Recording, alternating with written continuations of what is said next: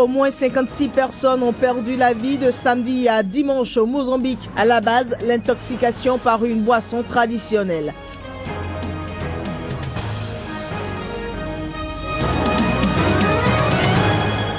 Célébration ce lundi du 5e anniversaire du séisme en Haïti. C'est aussi la fin du mandat du Parlement haïtien.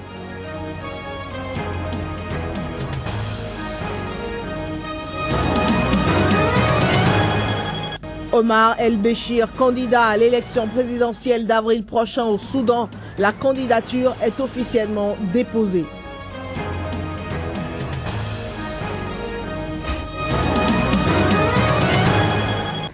Mesdames et messieurs, bonjour et bienvenue dans cette édition sur Sika. Ravi de vous y retrouver. Au Burkina Faso, environ 3000 personnes ont demandé dimanche à Djibril Bassolé, le chef de la diplomatie du président déchu, Blaise Compaoré, de se porter candidat à l'élection présidentielle de novembre 2015. Mais Djibril Bassolé, absent de ce rassemblement lancé par des organisations de jeunes et de femmes, ne s'était pas non plus fait représenter. Chef de la diplomatie de Blaise Compaoré jusqu'à sa chute le 31 octobre, il était le principal négociateur dans les crises politiques en Afrique de l'Ouest pour lesquelles l'ex-président a fait office de médiateur. Selon plusieurs sources, Djibril Bassolé devrait se présenter comme candidat indépendant lors des prochaines élections présidentielles prévues pour novembre 2015. Toujours au Burkina Faso, contesté depuis sa nomination le 23 novembre 2014, le ministre en charge des infrastructures et du transport a fini par céder. Rappelez-vous, Moumouni Diéguendé a en effet démissionné de son poste le 8 janvier dernier.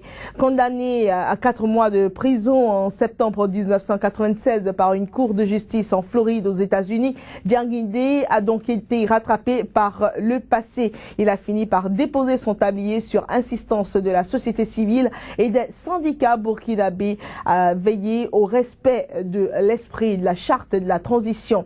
Les précisions avec Claude Romba, il est le correspondant de Sika TV au Burkina Faso. C'est l'épilogue d'un bras de fer qui aura duré près de 2 mois. Le ministre Moumouni Guiguimdé, contesté depuis sa prise de fonction par le personnel du ministère des Infrastructures, du Désenclavement et des Transports, la société civile et les syndicats, a fini par démissionner jeudi. Il lui est reproché d'avoir séjourné en prison pour une sombre affaire d'achat d'avions aux États-Unis, accusé également d'avoir immatriculé frauduleusement des aéronefs pour le Hajj 2010 et de détenir de faux diplômes ou d'avoir plusieurs identités. Bref, pour Bassolma Bazier, secrétaire général de la Confédération générale des travailleurs du Burkina, son profil était contraire à l'article 15 de la charte de la transition. Le père Guiguemdé vient nous indiquer que nous soyons au Burkina ou à l'extérieur du Burkina, tout ce que nous posons comme acte peut nous rattraper. Et ça, c'est ça qu'on appelle la justice du peuple, la sentence du peuple. Il faut que le peuple prenne ses responsabilités par contrôle, analyser et épurer ses dirigeants. Il faut une purification. Il faut les enlever. Après Adama Sagnon, l'ancien procureur est rattrapé par son passé, lui qui avait prononcé le non-lieu dans l'affaire Norbert Zongo, contraint à jeter l'éponge 2 jours seulement après sa nomination au poste de ministre de la Culture. Guiguimdé est donc la 2e victime des contestations populaires dans le gouvernement de transition. Une autre victoire du peuple qui sonne comme un signal fort en direction des nouveaux dirigeants. Les émoluments des députés, ça fait 1 778 000 francs par mois. Nous sommes contre les émoluments qui sont servis aux députés. Et nous sommes en train de nous organiser. Et nous attendons, parce que depuis même qu'ils sont là, ils ont dit qu'ils vont faire relire des textes, nous attendons la relecture des textes. Nous avons suspendu par patriotisme aussi notre mot d'ordre de grève, suspendu, pas levé. Les députés de la transition, avec leurs émoluments estimés à 50 fois le salaire moyen, semblent être désormais la prochaine cible des manifestations. Intoxication alcoolique au Mozambique. Au moins 56 personnes sont mortes samedi à Chitima, dans le nord-ouest du pays, après avoir bu une bière traditionnelle localement appelée Fombe. 39 personnes restaient en observation dans plusieurs hôpitaux de la province. La confirmation a été apportée dimanche par les autorités locales dans un nouveau bilan. Eh bien, les victimes avaient toutes assisté vendredi à un enterrement au cours duquel elles auraient ingéré donc la boisson incriminée Guinée, une bière artisanale fabriquée à partir de 102 000. La cause précise de l'intoxication ne pouvait être déterminée immédiatement selon la directrice de la santé pour la province de Tété. Des échantillons de la boisson incriminée de sang, d'urine et de liquide gastrique ont été prélevés et vont être envoyés à Maputo et en Afrique du Sud pour être analysés. Parmi les victimes figure la femme qui a brassé cette bière traditionnelle et plusieurs membres de sa famille, ce qui rend encore plus difficile la recherche de l'origine de l'empoisonnement. Le gouvernement mozambicain a décrété 3 jours de deuil national. En Afrique du Sud, le Congrès national africain, le parti au pouvoir depuis 20 ans dans le pays, doit revenir aux fondamentaux, se rapprocher de sa base et lutter contre la corruption. Ainsi s'exprimait le président Jacob Zuma lors des célébrations du 103e anniversaire du mouvement. Reportage. Président de l'Afrique du Sud et de l'ANC, Jacob Zuma demande à son parti de retourner aux valeurs de base qui comprennent la discipline, l'altruisme et la critique constructive. Accusé de mauvaise administration, le parti dominant doit améliorer la gouvernance et lutter contre la corruption en commençant au niveau local. Alors qu'il est lui-même accusé, entre autres, d'avoir somptueusement agrandi sa résidence privée aux frais du contribuable, Jacob Zuma rappelle que c'est le parti qui doit servir les gens et non le contraire. Passant en revue les défis auxquels est confronté son parti, le président a répété que l'un de ses objectifs principaux était d'accélérer la réforme agraire afin de corriger les déséquilibres hérités de l'histoire. On parle d'une loi de 1913 qui n'accordait en effet aux Noirs que 10% du territoire sud-africain et des agriculteurs blancs cultivent toujours la grande majorité des meilleures terres. L'ANC reste pour des millions de Sud-Africains la formation qu'a incarnée Nelson Mandela, celle de la lutte contre le régime ségrégationniste de l'apartheid à qui ils doivent leur liberté. Mais le parti est accusé de corruption et d'incompétence par l'opposition alors que les inégalités se sont creusées depuis qu'il est au pouvoir. Près de la moitié des Sud-Africains vivent sous le seuil de pauvreté et plus du quart de la population est au chômage. Au Nigeria, 2 femmes kamikazes se sont fait exploser dimanche, tuant 4 personnes sur un marché bondé de Potiskum. Samedi, la ville a déjà été touchée par un attentat à la voiture piégée. Des explosions ont eu lieu sur le marché Kassoar, donc à un moment de la journée où ce lieu est très fréquenté dans la capitale économique de l'État de Yobe. L'une des kamikazes est âgée d'une quinzaine d'années et l'autre d'une vingtaine, selon une source sécuritaire. La première kamikaze a déclenché sa bombe à l'entrée du marché où des volontaires contrôlaient les personnes entrant dans le marché à l'aide de détecteurs de métaux. La seconde femme a été terrorisée par l'explosion et elle a essayé de traverser la rue, mais elle a explosé elle aussi selon les témoins. Au Soudan, le président Omar El-Béchir, au pouvoir depuis plus de 25 ans, a officiellement déposé sa candidature pour l'élection présidentielle d'avril prochain. Une candidature qui intervient alors que sa gestion est contestée par une opposition qui réclame constamment sa démission. La commission électorale au Soudan a reçu dimanche la candidature du président sortant Omar El-Béchir pour le scrutin présidentiel du 13 avril prochain. Un scrutin pour lequel il part favori selon ses partisans.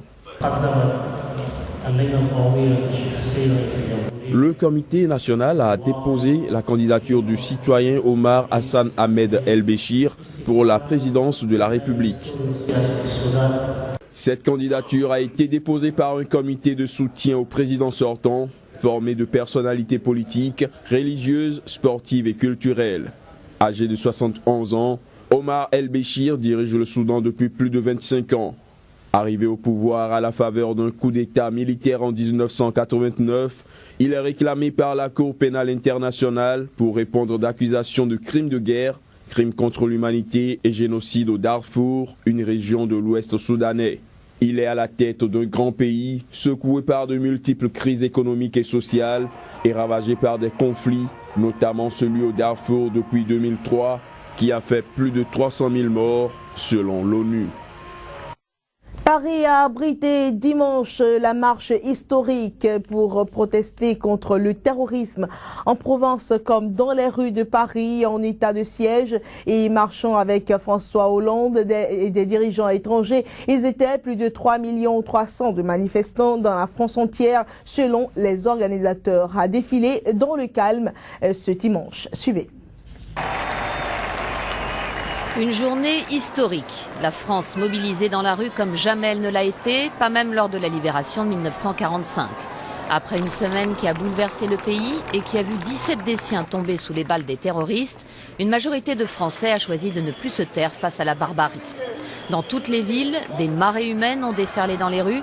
Le ministère de l'Intérieur annonce pas moins de 2,5 millions de manifestants en province. Des images impressionnantes, comme ici à Lyon, où plus de 200 000 personnes ont voulu défendre les valeurs de la France face aux menaces terroristes. À Bordeaux, ce sont plus de 140 000 personnes qui ont crié leur indignation. À Paris, le cortège a mis plusieurs heures pour débuter le parcours. Face à l'afflux constant de manifestants, environ 1,5 million selon les organisateurs, l'ensemble des grandes artères entourant les places de la République et de la Nation ont été noyées par une foule pacifique et bon enfant, toutes religions confondues, avec comme seul message non à la haine et au terrorisme. Je suis venue pour mes convictions, pour la conviction que la liberté doit être toujours chérie, quoi qu'il advienne. C'est surtout pour montrer que l'islam c'est pas ça. L'islam c'est pas la haine, c'est la paix. Et voilà, on s'aime autant les uns que les autres et on respecte toute religion. Pour moi, c'est comme perdre une personne de ma famille en fait, parce qu'ils m'ont toujours suivi. On les a suivis, nous, depuis très longtemps, depuis les années 60, de la fin des années 60 à peu près. Et c'est un énorme chagrin déjà. Voilà ce que c'est la France. La France, c'est nous. C'est nous et c'est tout. C'est tout ce qu'on veut, être ensemble. On vous aime. Je suis ému de voir tant de monde qui crie Charlie, qui est sur les mêmes valeurs. Et je trouve que ça, c'est quelque chose de fondamental pour moi. Autre image historique, le lancement de la manifestation par une pléiade de chefs d'État du monde entier, unis, coude à coude, avec François Hollande, comme ici Angela Merkel, David Cameron et, plus inédit encore, Mahmoud Abbas et Benyamin Netanyahou. L'instant d'émotion de cette journée, les familles des victimes et les survivants de la rédaction de Charlie Hebdo. Des survivants qui n'ont pu retenir leurs larmes, comme le chroniqueur Patrick Pelou, inconsolable depuis 5 jours par la perte de ses 12 compagnons. Escortés par un cordon, ils ont défilé dans le recueillement et sous les applaudissements de la foule émue, elle aussi, place de la Nation. Et c'est seulement vers 20 h que les manifestants se sont dispersés. Une dispersion qui a eu lieu dans le calme et surtout sans aucun incident, malgré cette affluence totalement inédite.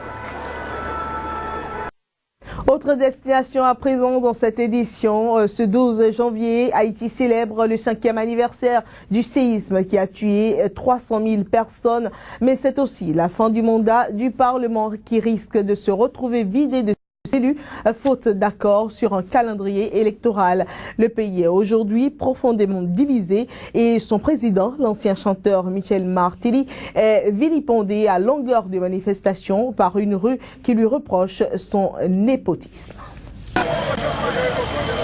C'est presque devenu une habitude. L'opposition manifeste encore une fois dans les rues de Port-au-Prince. Leur cible, le président Michel Martelly, ancien chanteur, reconverti en politique.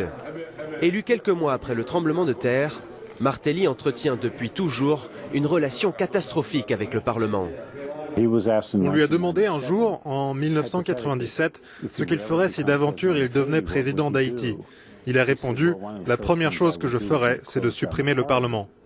Après des années de conflits, l'exécutif n'a pas encore réussi à se mettre d'accord avec le Parlement sur les modalités du prochain scrutin législatif. Sans accord, l'Assemblée ne sera pas renouvelée au terme de son mandat le 12 janvier. Une date qui, hasard du calendrier, marque aussi le 5e anniversaire du séisme. L'absence de Parlement permettrait à Martelly de gouverner par décret, une perspective qui inquiète les Haïtiens. Ils ne veulent pas qu'il gouverne par décret parce qu'ils ont peur qu'il échappe à tout contrôle et ils craignent que ses pires instincts prennent le dessus. Il pourrait être tenté de ne pas se placer du côté des institutions et du processus démocratique. Alors que la fin de la session parlementaire approche à grands pas, des tentatives de compromis ont eu lieu sous l'impulsion d'une commission présidentielle. L'application de cette solution exige de tous les acteurs des sacrifices exigés du Premier ministre. Comprendre qu'aujourd'hui, sa démission constitue un élément essentiel dans la recherche de l'apaisement. Signe de détente peut-être, le Premier ministre Laurent Lamotte a accepté de démissionner et un successeur, Evans Paul, a été choisi. Mais ce choix doit encore être validé par le Parlement avant la date fatidique du 12 janvier. Ça va être dur de se mettre d'accord parce que les partis impliqués ne sont pas habitués au compromis. Mais s'ils y arrivent, et on est presque à cette date limite, donc peut-être qu'ils vont y arriver, alors je pense que cela pourrait ouvrir la voie à un renforcement des institutions démocratiques en Haïti. À l'image de ces bâtiments publics officiels, le paysage politique haïtien reste 5 ans après le séisme, un vaste chantier. C'est la fin de cette édition, mesdames et messieurs. Merci pour votre attention. Très bonne suite de programme sur SICA.